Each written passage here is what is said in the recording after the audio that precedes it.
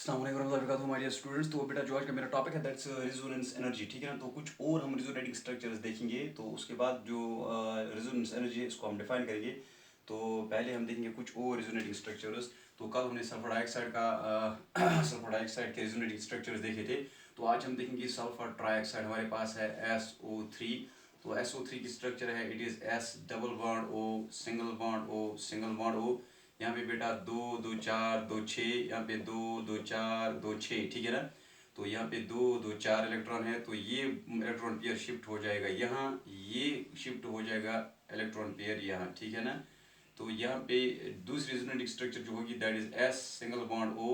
अब यहाँ पे 2 2 4 2 6 इलेक्ट्रॉन है, तो यहाँ पे आ जाएगा डबल बॉन्ड O। अब यहाँ पे 2 2 4 इलेक्ट्रॉन है, तो यहाँ पे है सिंगल बॉन्ड O, 2 2 4 2 6 इलेक्ट्रॉन, ठीक है ना।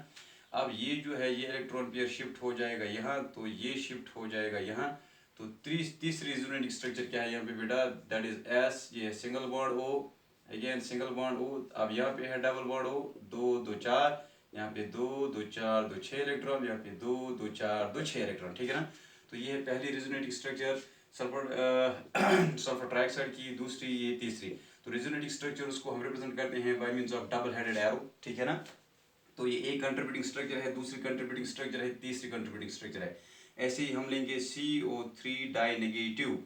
तो कार्बोनेट आयन में जो स्ट्रक्चर है वो है C double bond O single bond O, 2 2 4 2 6 बेटा, 2 2 4 2 6, ठीक है ना। तो ये जो यहाँ पे इलेक्ट्रॉन पेयर है शिफ्ट हो जाएगा यहाँ, तो ये बॉन्ड शिफ्ट हो जाएगा यहाँ। तो दूसरी रेजोनेटिंग स्ट्रक्चर क्या है, दैट इज C।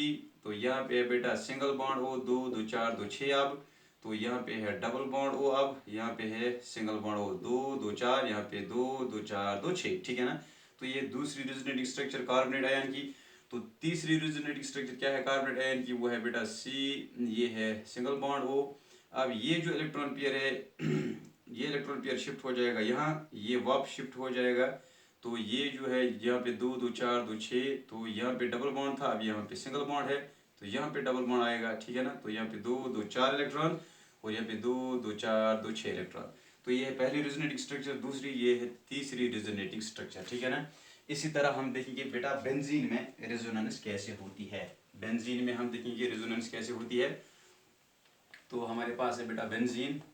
तो अब हम बेंजीन में देखेंगे रेजोनेंस कैसे होती है। तो ये है बेटा बेंजीन हमारे पास। ये जो बेंजीन है, एक बॉन्ड यहाँ पे, एक यहाँ पे, एक यहाँ पे, तो यहाँ पे रेजोनेंस होगी, ठीक है ना। ये बॉन्ड शिफ्ट हो जाएगा यहाँ, ये बॉन्ड शिफ्ट हो जाएगा यहाँ, ये बॉन्ड शिफ्ट हो जाएगा यहाँ। तो पहली रेजोनेटिंग स्ट्रक्चर। दूसरी रेजोनेटिंग स्ट्रक्चर क्या है बेटा यहाँ पे, ऐसे। तो ये बॉन्ड शिफ्ट हो गया है यहाँ पे, ये बॉन्ड शिफ्ट हो जाएगा यहाँ पे, ये बॉन्ड शिफ्ट हो गया है यहाँ पे, ठीक है ना। तो ये है दूसरी रेजोनेटिंग स्ट्रक्चर। तो इन दो के दरमियान जो रेजोनेंस हाइब्रिड है, एक्चुअल स्ट्रक्चर है, दैट इज रेजोनेंस हाइब्रिड, उसको हम रिप्रेजेंट करते हैं बाय पाई इलेक्ट्रॉन क्लाउड, ठीक है ना। So this is called resonance hybrid, RH resonance hybrid, ठीक है ना। तो अगर हम बात करें कि रेजोनेंस एनर्जी की, क्या होती है resonance energy, it's the energy difference between the most stable contributing structure. तो इन कंट्रीब्यूटिंग स्ट्रक्चर्स में से जो मोस्ट स्टेबल कंट्रीब्यूटिंग स्ट्रक्चर है और जो रेजोनेंस हाइब्रिड है, इन दो के दरमियान जो एनर्जी डिफरेंस है उसको हम बोलते हैं रेजोनेंस एनर्जी। तो resonance energy of benzene is 150 kilo joule per mole, ठीक है ना। सो मोर द रेजोनेंस, बेटा अगर किसी मॉलिक्यूल में रेजोनेंस ज्यादा है, more the resonance more the stability of the molecule. तो इसको हम लिखेंगे directly proportional to the stability of the molecule.